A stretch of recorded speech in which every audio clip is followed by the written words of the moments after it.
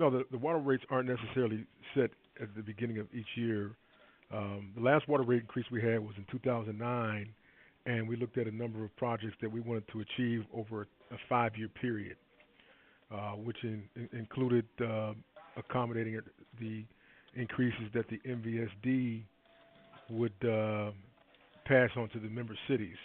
So it was a combination of capital improvement projects, our basic operating needs, and the rate increase that the MVSD would pose to the city. And that's how we came up with the 8.75% for that 5-year period, which that particular rate structure is now lapsed. Okay, gotcha. We haven't had a rate. We didn't have a rate increase last year. Okay. And I don't foresee one in 2016. But that's all dependent upon what happens with this new initiative with council. I don't know what they're going to do as it relates to that proposed legislation for the 30% reduction in the water rates and the increase in the I think it's the sanitation. I don't know what's going to happen with that. Period. We've done over $26 million of capital improvement projects during that period, and the last project is the last major. There's other projects like we need to paint a few tanks, and the cost to do those projects, you're talking a couple $100,000, about maybe $500,000, $400,000 to do those particular projects. But the main one is the meter change out project. That project, it's north of $10 million, Uh-huh. and we're looking to do that over a 5-year period. Okay, gotcha. Now, is that the money for that included in the 8.75%? That was included in the. I've just talked to people, and people have commented on our Facebook or whatnot. Just hear a lot of people saying like, "Oh, my water bill's so high."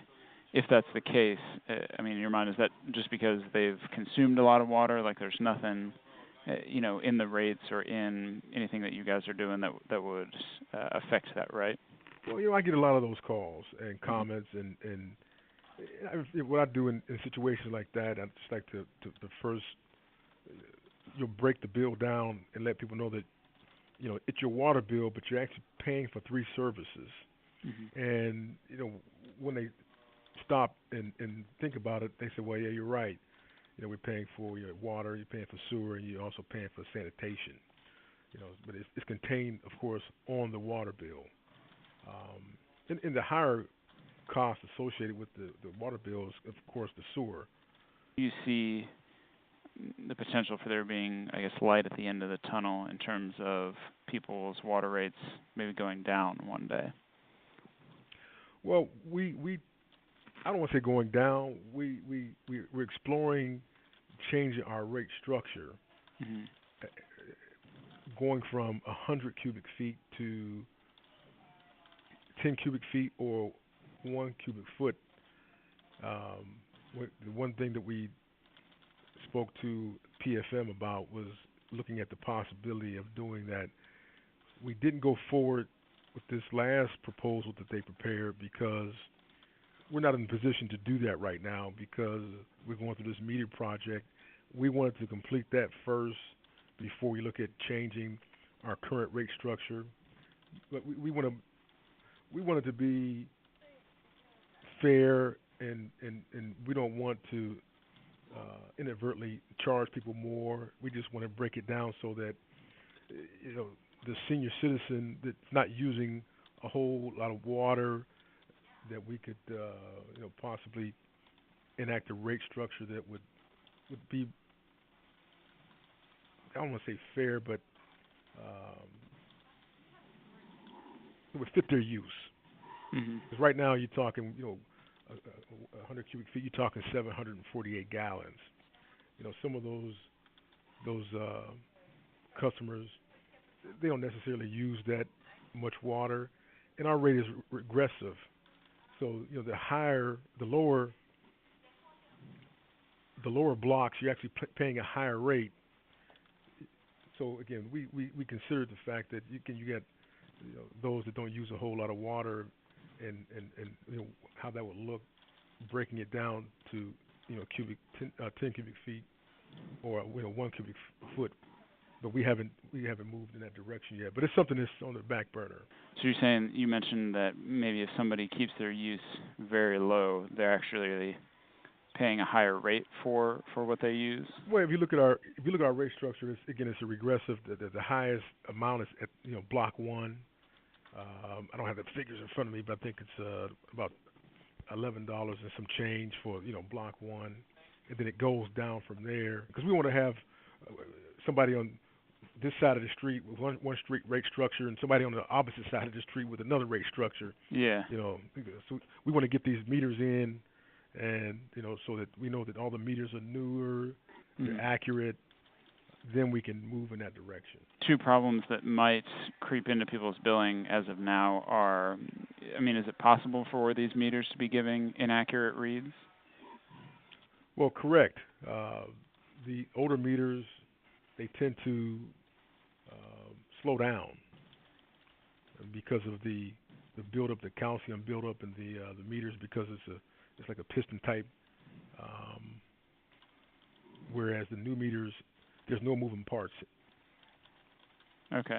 So in theory, at least, that would, like, if they slow down, people would be getting charged less than they should be. Correct. Not more. Some people will probably notice that